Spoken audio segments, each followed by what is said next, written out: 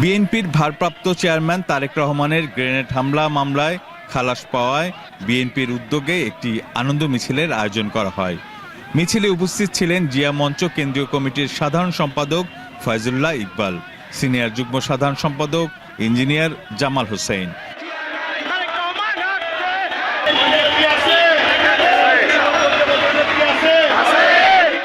মিছিলের একাংশের নেতৃত্বে ছিলেন জিয়া মঞ্চ ঢাকা মহানগর উত্তরের সদস্য সচিব মোহাম্মদ জাভেদ খান। আর উপস্থিত ছিলেন জিয়া মঞ্চের ঢাকা দক্ষিণের সদস্য সচিব মোহাম্মদ মনসুর।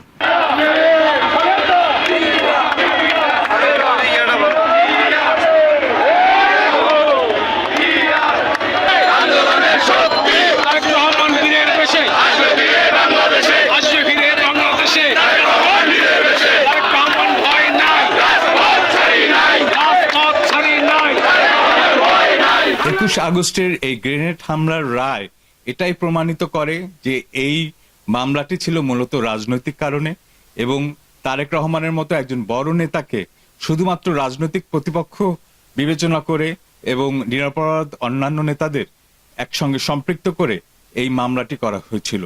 আজ এই মামলার রায় ঘোষণার পর দেশের মানুষ বুঝতে পারছে যে দেশে এখনো ন্যায় বিচার রয়েছে। সারা দেশেই এ নিয়ে আনন্দ মিছিল হয়েছে।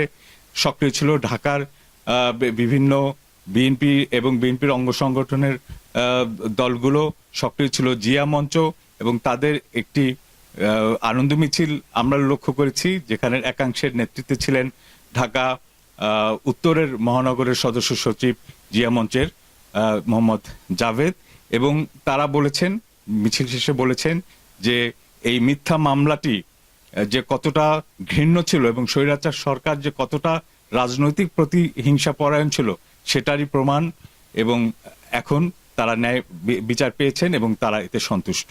শুধু রাজনৈতিক কারণে এই মিথ্যে মামলা দেয়া হয়েছিল। তরঙ্গ নিউজ, ঢাকা।